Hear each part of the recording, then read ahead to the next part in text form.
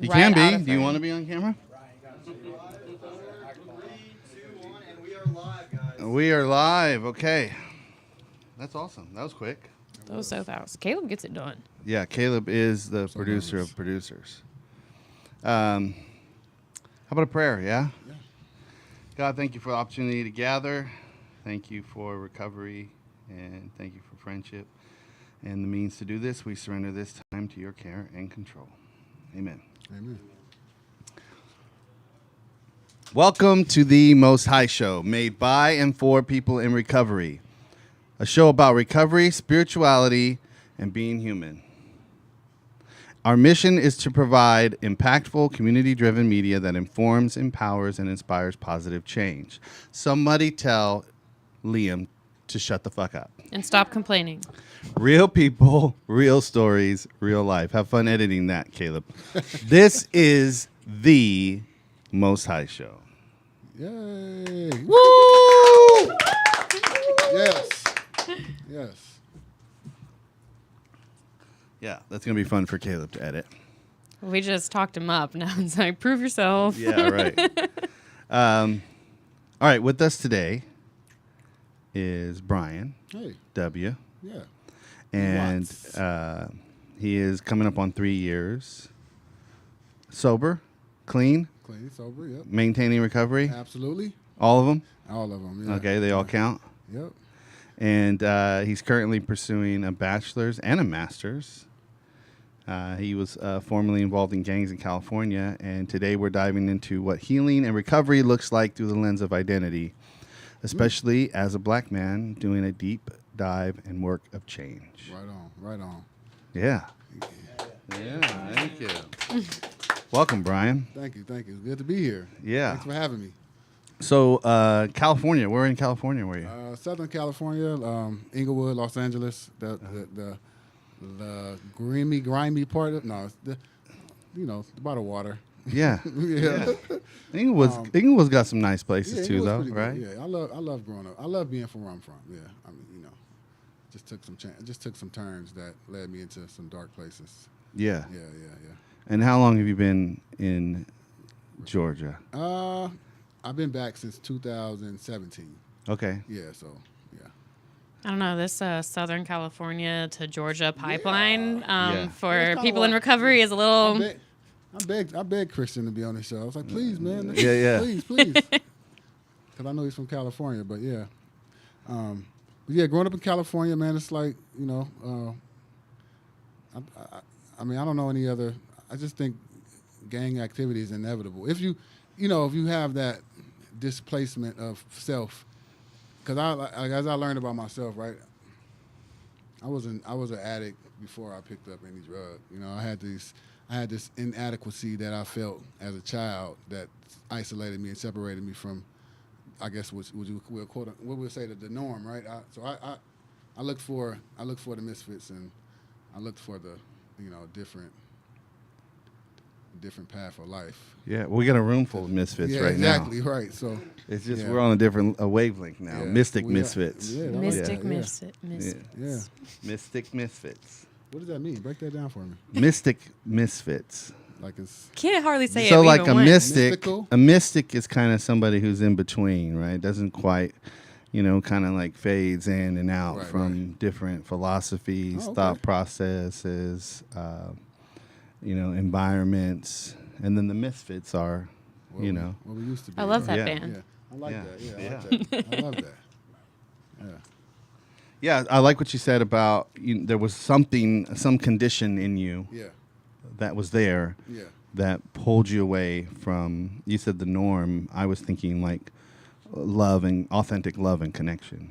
Yeah. Did you somewhat. have that? Was that available to you as a young I person? would say it was. It's just that I don't know if it looked. Try to talk on to Yeah. I would say that it was. I would say that my mom. I grew up in I grew up in two single parent households. Right. My mom lived in Inglewood, and my dad lived in South Central. So I would go back and forth. You know what I mean? But, my mom did the best she could. It was love. It was tough love. Didn't have a lot of. I think I was struggling for mental health at an early age. But so what I realized is when I went to school, You know, I was too thuggish to be like. I was too like something. I was too something to be in with the cool kids or whatever. The people that whatever that was doing X, Y, and Z. And then when I went to the streets, I was like too intelligent to be. So that isolated me in both areas. You know what I mean? But I chose the streets. So Yeah.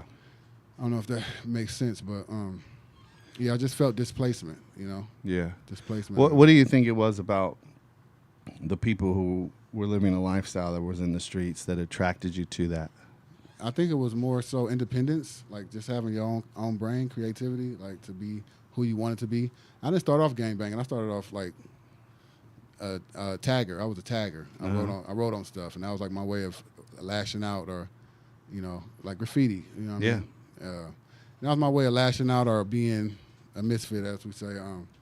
And then that eventually got shut down by my neighborhood. Like we couldn't, you know what I mean? Like if you're gonna be part of a crew or any type of thing, then you had to be, cause we called them tagging crews. So they had days at the park where we had all the taggers had to fight the gang members. Yeah. And that was like more so your initiation to the hood, to where I was raised at. So it just stuck with me. I mean, I didn't really I wasn't a super gang member. I didn't do like super, I mean, the normal stuff or whatever that looks like, but I wasn't like the super killer or super tough gang member, but that mentality always stuck with me. Yeah. And that's kind of how I got into like drug dealing and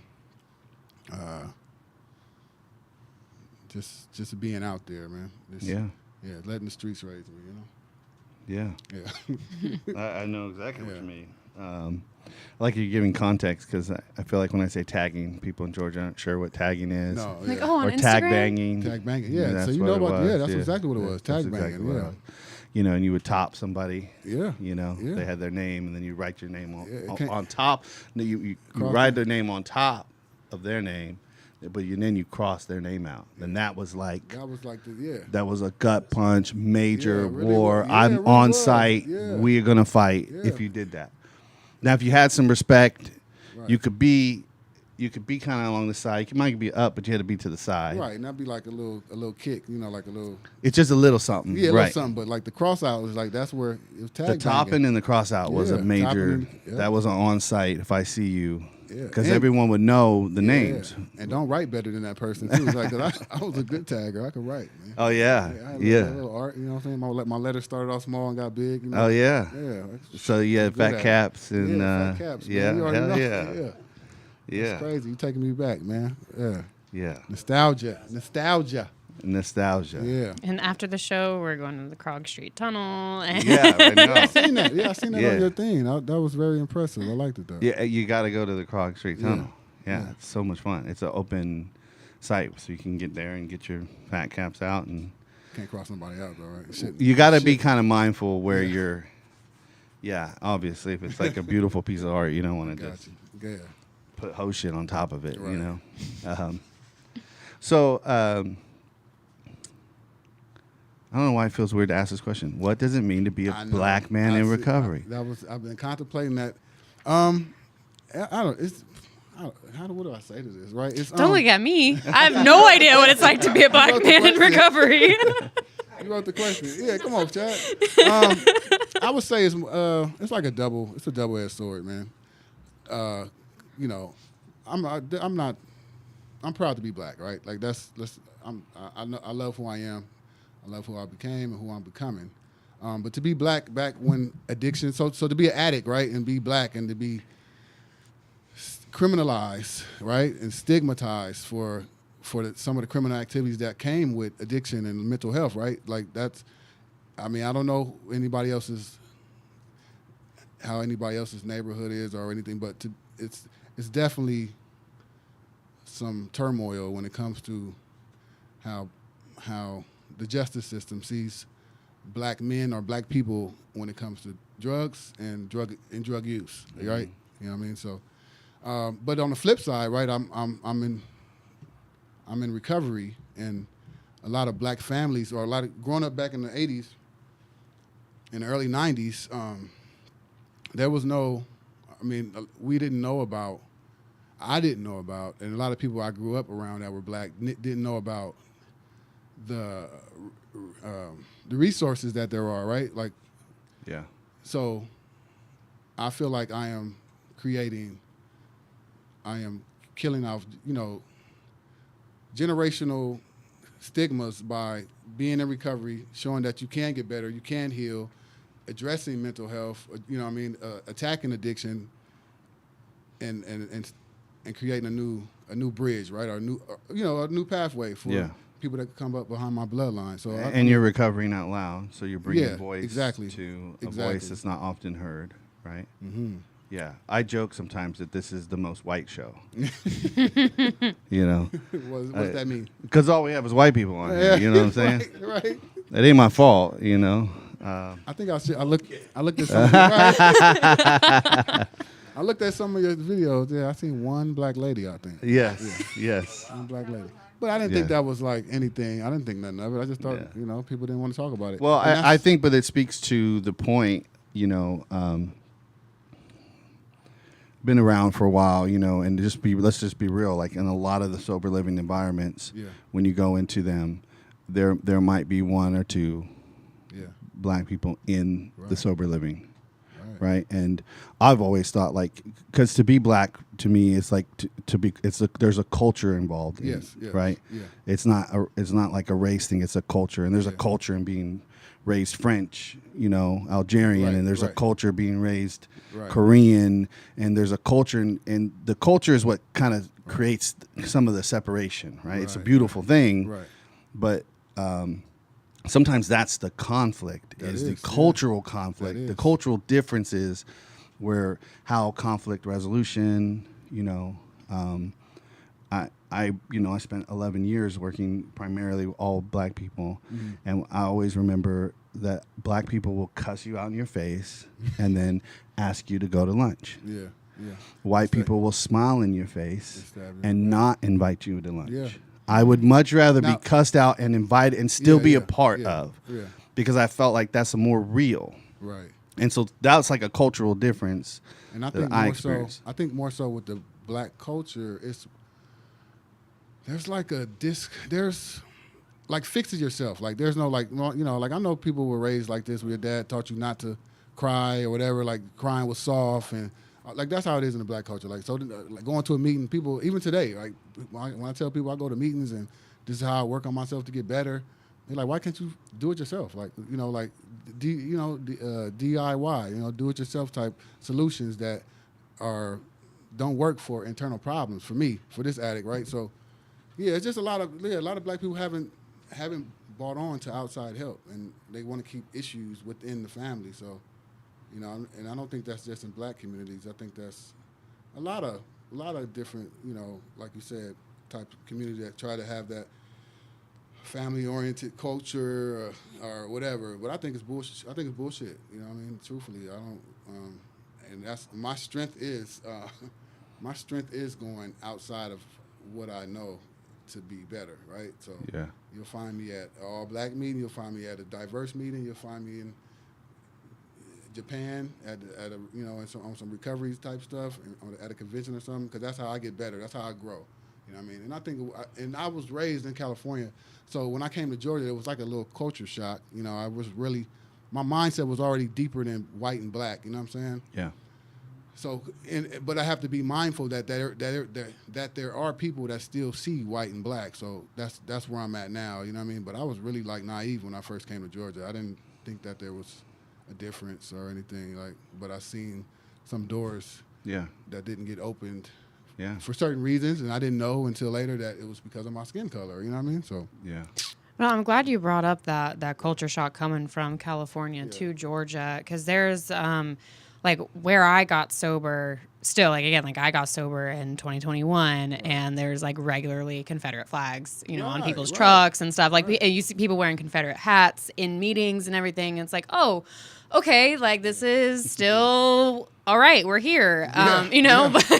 And I'm one of them people that's like, that's his. I mean, like I was really, like I know what it means. And it definitely makes me cringe. But I was one of the people that's like, hey man, that's their history. Let them, kind of like I was kind of on the fence. Like let them have it. You know what I'm saying? But like no, some people. I seen a black dude in the South, bro, like down close to Florida, with a Confederate flag on his truck, and I was just like, what's going on, man? So I mean, I don't think. Yeah, that's not Cali black. That's Georgia black. That's a different kind of black. I don't That's think that- I Valdosta. don't think that- That's- we don't yeah, claim But I just think that's Valdosta. like wearing a Raiders hat, right? Or like being, wearing an LA Dodgers hat. This Right. Or Atlanta Braves hat. This some people. I don't think it's all what we think it is, but at the same time, there's people that represent that, or see that emblem, or see that design, and have a different mindset as far as what humanity is, right? Yeah. Because that's saying that one set of people is better than another set of people. That to me, Yeah. in certain aspects, when you look at the history of that, but I understand that. I understand all that. Like, Yeah. it only affects you if you allow it to an extent, right? I experienced the same thing coming from California to here, and when we moved here, it seems weird for me to say, but I'd never considered myself to be in an interracial marriage. Right. My wife's Filipino. Right. It just never occurred to me that was a thing. Right. It just the way. In the environment I grew up, it's such a mixture of everybody Yeah, together. it's diverse, yeah. And and it wasn't until I moved here that I realized, Yeah. I'm in an interracial marriage, because I could see people looking at us. Yeah, like in confusion. Like, Yeah, it's yeah. crazy. But Like they thought maybe I was a veteran or something, pick it up out in the right. off on the base or some shit. You know what I'm saying? It's like, No, nah, but- bitch, we met in college, dude. Like, you know what I'm saying? I live in Georgia, man. I live in Georgia, so I'm not trying to change anything that's going on in Georgia. No disrespect to people that are originally from here. But I think it's good different, to speak on it, because we're not complaining about it. Right, But when right. you call something like that, it's to help other, because I think people don't like to talk about this kind of stuff, right?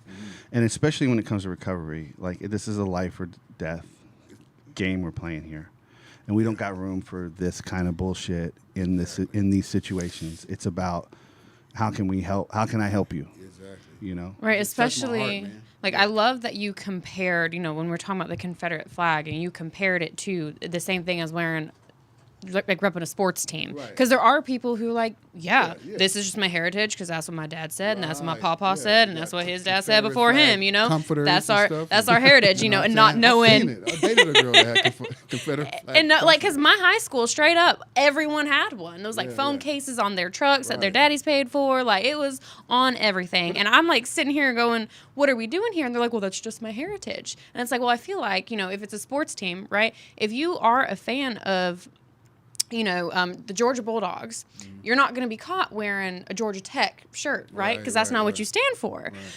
So it's like if you're going to wear something, you should know what that represents, right? And so in the recovery spaces, I think it's especially important to know that if you are someone who struggles with addiction, you are welcome here, because Right. we all know addiction does not discriminate.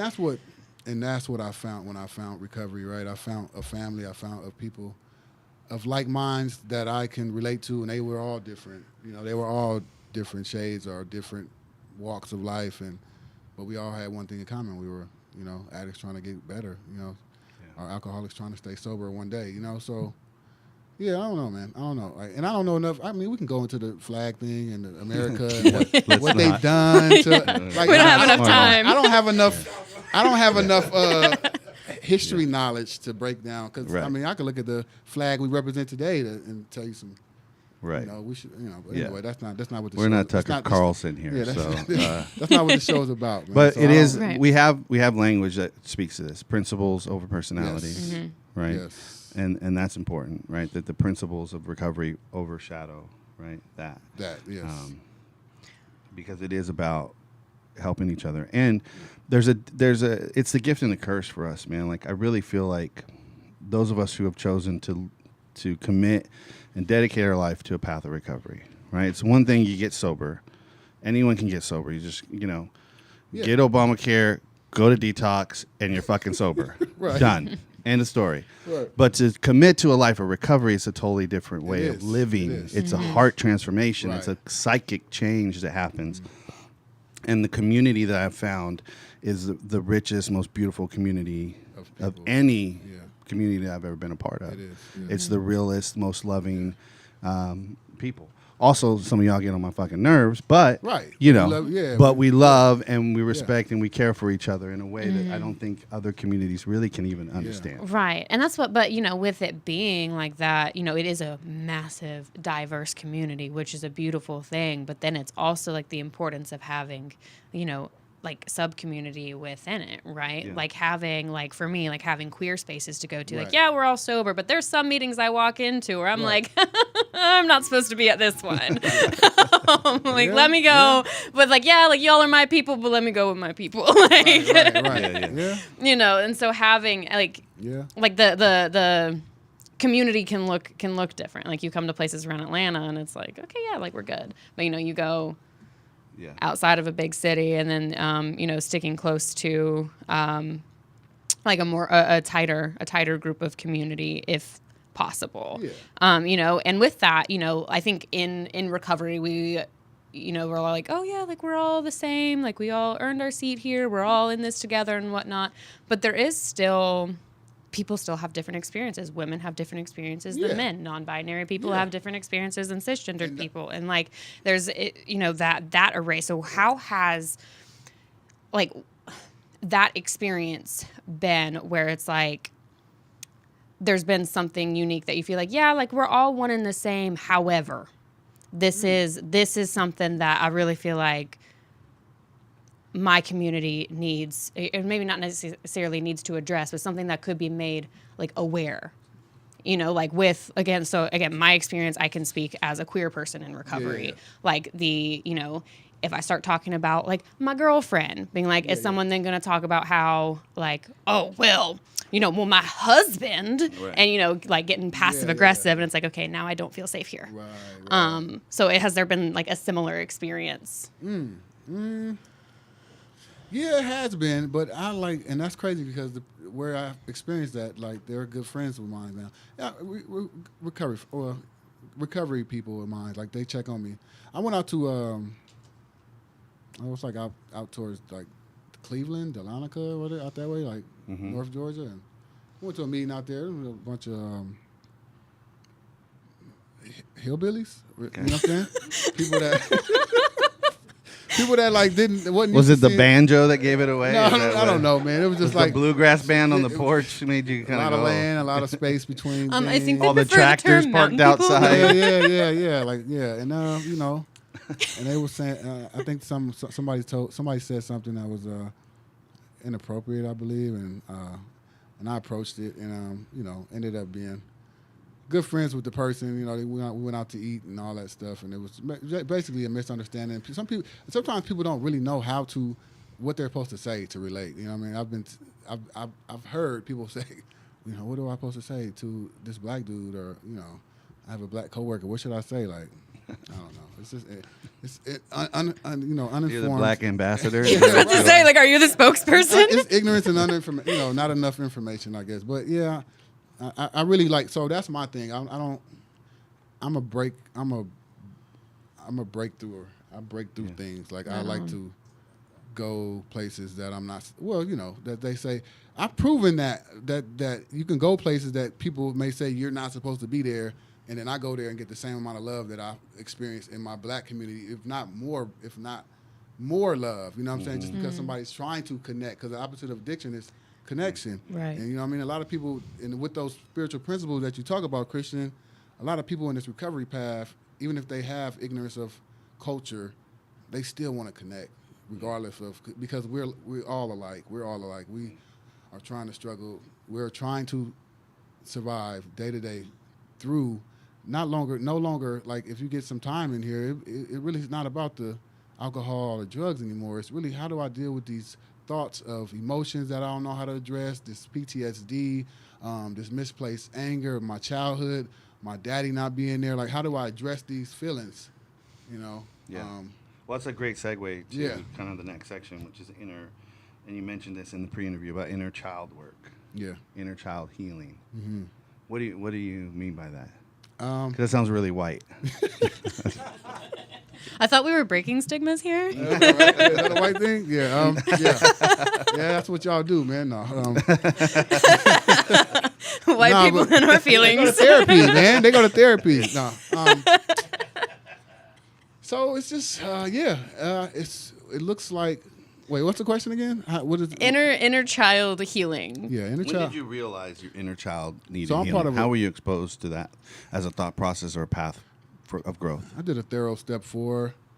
I mean, for those that don't know, I'm in a 12-step program, and I did a thorough step 4, and broke down like a baby, right? And a lot of my resentments and issue came from when I was a child, and there were some things that happened as a kid. You know, I mean, it's not too much. I'm unique in my story, but I'm not. You know, the things that happen to me have happened to everybody that's been in this path. So, yeah, I had to dig deep and find out why I was angry, why I was scared, you know, why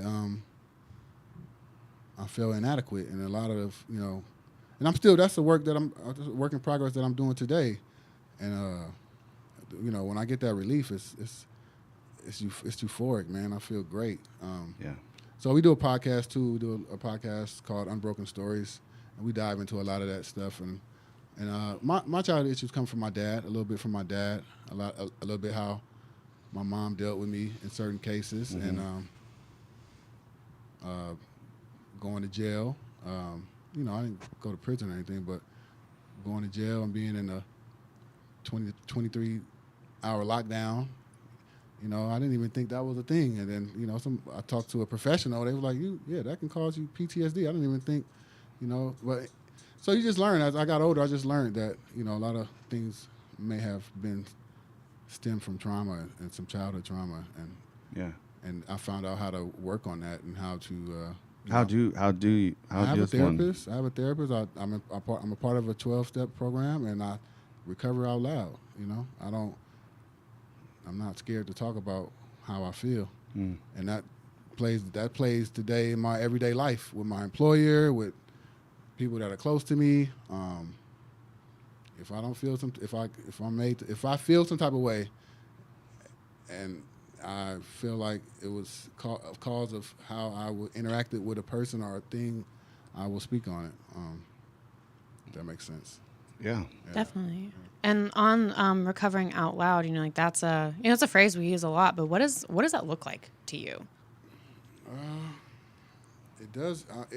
I'm learning how to do it because a lot of the things that we learn in our 12-step programs is the anonymity piece, right?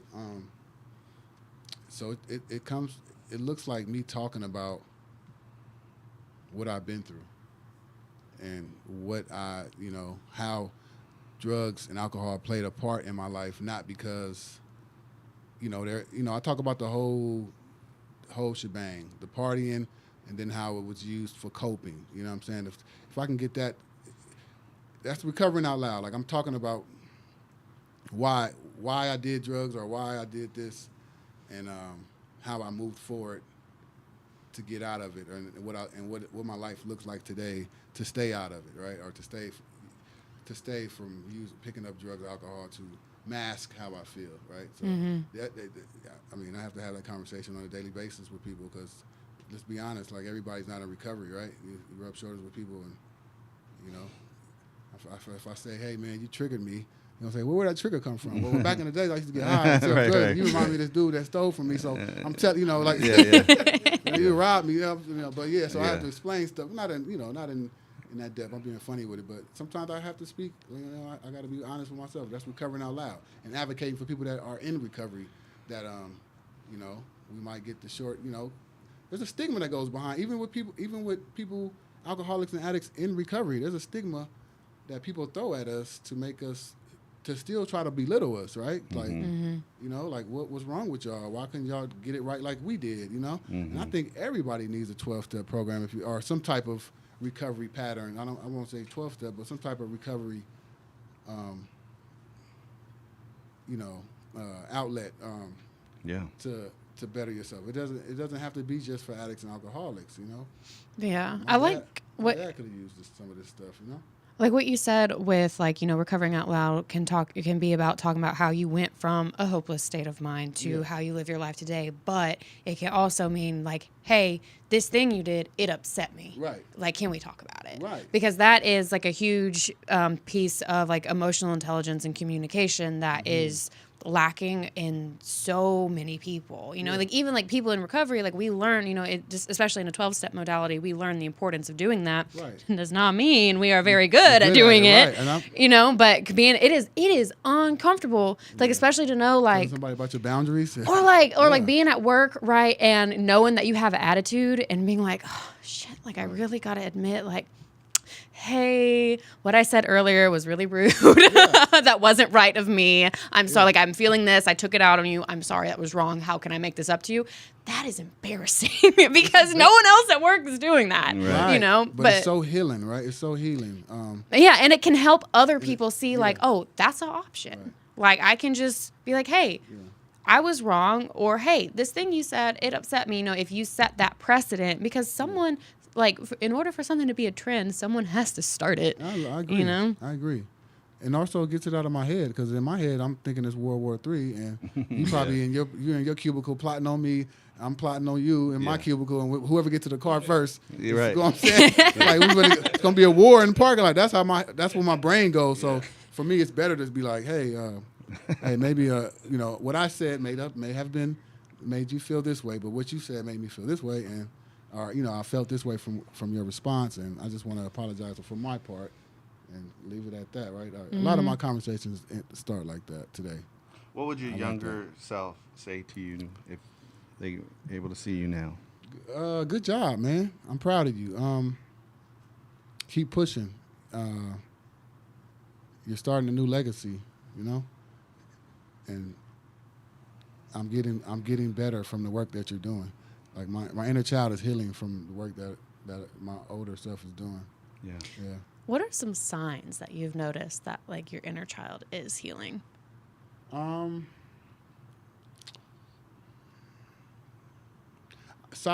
think when we was doing the spirit animal stuff, that solitude piece, I can sit in solitude, and it's not isolation. I can sit alone, because a lot of I can sit alone and get some peace without having to have some validation from people, right? Or, you know what I'm saying, the opposite sex or what have you. I'm able to spend time with myself and love myself. It starts from within.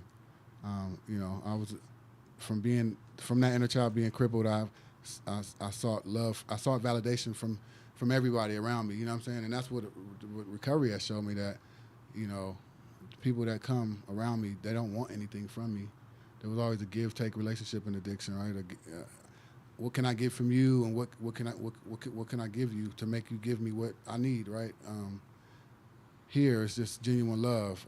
So I don't seek the validation, because you guys are teaching me how to love myself, individually. Like, I don't know, does it make sense? But yeah, absolutely. Mm-hmm. Yeah. Everything you need is already inside you. Exactly. Yeah. Exactly. Yeah, and it's a difference between having authentic connections with other humans, which is also kind of weird, in the beginning for sure, and needing that to feel good about who I am. That's like a thin line, Yeah. and I usually don't see the line until I'm backflipping over it. And I Right. go, oh, shit, that was it. Nope, that's codependency. Yep, Okay, yep. my bad. Let me back up. People-pleasing, Yeah, yeah. okay. Yeah. And with that polarity, like, is there a time from your childhood that specifically that you think about being like, oh, damn, like that was a pivotal moment for this coping behavior that I've had to undo? Yeah, I was involved in a murder. You brought it out of me. When I was 18 in California, I was involved in a murder, and the only reason I was there is because I wanted to be a good friend, I guess. I wasn't part of it. It was something that so-called friends set up, and I remember getting that call, and I had been pushing on with my life. I was going forward. This is some of the people that I grew up with that were still hanging in the trap, doing whatever. I just turned 18, had got a job, graduated high school, and me and his friend had fell out, and we hadn't talked in months. And he called me and was like, come through. And that validation from that friend is what I was seeking. That's what I talk about, that childhood validation that I seek from people that I thought were, I don't know how to explain it. People that I looked up to or thought were going in the direction that I was going. And I came, I showed up at a place, and it was a murder that took place. You know what I mean? Like inside of a place, I almost got killed. You know what I mean? And from that, I realized that I seek friendships and the wrong type of people to make myself feel validated in my, like my manhood. You know what I mean? Like if that's, I use the streets for my manhood, which doesn't have anything to do with manhood, as I learned today. It's being a man is paying your bills, learning how to regulate your emotions, expressing the proper emotions at the proper times. That's what manhood looks like to me today. But I mean, by that definition, I'm an excellent man. well, be adulting. You know what I mean? Being able to see yourself for yourself, and not try to be what you think society should be. Not trying to be what society wants you to be, right? Or think what you think society thinks you should be, I guess. Right. I mean, that's like a pretty, literally life-altering situation to find yourself in. And there's a popular meme that I can't help but think about, where it says like, "Oh, my need for validation has taken me places I wouldn't even go with a gun," and but literally. Yeah. And I almost died in that situation. Yeah. Almost got shot. So definitely, we went from going from a situation like that, seeking that validation, to now you're actively getting 2 different degrees simultaneously, building a better future for yourself and for others around you. Yeah. So can we talk about that? Absolutely. Yeah. Let's get out the BS and let's talk about the real stuff. Get out of the BS and the real BS, Bachelor of Science. Yeah. So I am currently pursuing my bachelor's/master's at Kennesaw State University for IT and information technology, and also I work in recovery. I work at Atlanta Recovery Place as a BHT, Behavioral Health Tech, which allows me to help others with my experience in recovery, right? Help people be accountable and get to ask people what's right with them today versus what's wrong, right? I'm also CARES 68, which showed me that my 12-step program, which is my pathway, is not the only way people can seek recovery. But with the college piece, man, it was something that I always wanted to do. I always wanted to do this, man. I always had, even as a younger me, I always wanted to go to school for higher education. I just like learning. I like books. I used to carry even like when I was gangbang, I used to carry a little pocket dictionary. Remember you know what I'm saying? The pocket thesauruses and dictionaries. I used to, because I like words, right? And I would like to know what they meant. And, of course, I wanted to be a rapper, so the thesaurus was to, like, flip the words and make them rhyme. But anyway, I didn't get a chance to do that because I ended up going on a run. So that murder that I was involved in, I ended up going on a run. This is actually how I got to Georgia. I ended up going on the run because I was an accessory. And it just paused my life.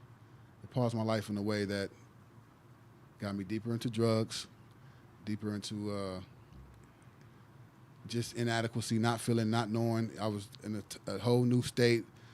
I didn't have any family here, and so me going to school once I got clean and sober, it was more like a reward, and it gave me. I don't only get education from school. I get structure. It's a lot comes with it, like having assignments and having due dates and being able to say, hey, I'm not hanging out. I got work to do. It just gives me peace. I don't know. It gives me structure, and being in recovery with the spiritual principles and having those type of responsibilities, it just helps me be a better person. And with that, what I plan to do with the education And it's never too late to go to school. I don't care what nobody say. You can go to school and get whatever. You can get your GED, degree, whatever you want. It doesn't matter the age. I used to, at one point in time, I used to think I was too old to go to school, Mm-hmm. But what I plan to do with my degree is I want to open up an RCO, and I'm going to call it RCO and have a business, a LLC for sober living, for people to come and have, be a resident and live and stay clean and sober, right? And I'm going to call it the last spot. The last stop. Sorry, The last stop. Yeah. Yeah. Yeah. Yeah. Oh yeah. So as we're kind of like wrapping this up, what message would you have for somebody who's out there and feeling lost, and maybe they've tried everything and they have that sense of not feeling a part of? Mm-hmm. What would you say to somebody in that situation? Don't give up, man. What I'm trying to think, what I would tell myself. Don't give up. Seek. I mean, there's help out here, right? And I think more so this year, I've seen the Recover Out Loud piece go across the world. So I'm sure there's people are starting to hear about this recovery piece and knowing that there's an out. But talk to somebody, man. Talk to somebody. Like my last days of getting high, emotions came out, man. I cried. It didn't matter. I wasn't embarrassed, because we go through this addiction. It's embarrassing, right? We have the guilt and shame. I had the guilt and shame. So even when I was at my ends, when I would break, I still had to stand tough, right? I had to be tough around the people that I was around because there was snakes and crooks, right? So I didn't get a chance to cry or get fed up enough until I was alone by myself. So I would feel that emotion, man, and let it out and talk to somebody, and all it takes is that one person to respond, somebody like ourselves, right, to see that one person that will actually give that person a chance, show them where to go, give them hope, right? So to the person that's struggling, that doesn't see it in, there's hope, man. There's hope. We are living proof. We are, man. Like it's free. You can get it, Amen. Yeah. Anything else? Yeah, I kind of had one last thing. Yeah. Are you going back to the Confederate flag? Well, darn tootin', you got me. No. Darn tootin'. That was the quickest thing I could think of, as if I don't talk like a Southerner off the air. Darn tootin'. I'm probably gonna retire in the South. I love the South. It's bittersweet. That kid version of you that you were talking about that didn't fit in with the in crowd at school, and the kid that didn't fit in at the street at school. What would you go back in time and tell that kid? Good one. You didn't know you were going to have therapy in here, huh? Yeah, right? It's okay to be alone. I would tell him to find your passion. Find your passion and go for it. I don't know. I think that was Be profound. you. Yeah. It's okay to be alone. Yeah, it's okay to be alone because that's Yeah. what it was. I was seeking a group, and I was already good alone. Looking back at some work that I've done, people hung around me because of me. You know what I mean? Like I was trying to fit in, but people. Well, I mean, that was one of the fitting gifts into that you yeah. said, is that you're able to be in solitude. Yeah. You're able to be in your body, Yeah. be yourself now. So it makes sense that is the message you would say to yourself. Yeah. Like, it's okay to be you, to be alone. You don't have to fit in to Right. eat, and you can be who you are. Yeah. That's right. Amen. All right. Thank Yeah. you, Sarah. What a profound question. I had to end make on. up for the start of the show. We'd like to thank all the donors and supporters to make this show possible. We are going to be taking a couple weeks off, And but we will be back with some more guests. I think we got Bates, who's coming onto the show. This is his brand, Not You Clothing. He'll be here. Thank you to Jason on the ones and twos, Caleb doing quality control, and to our in-studio audience. This is the Most High Show. Most high.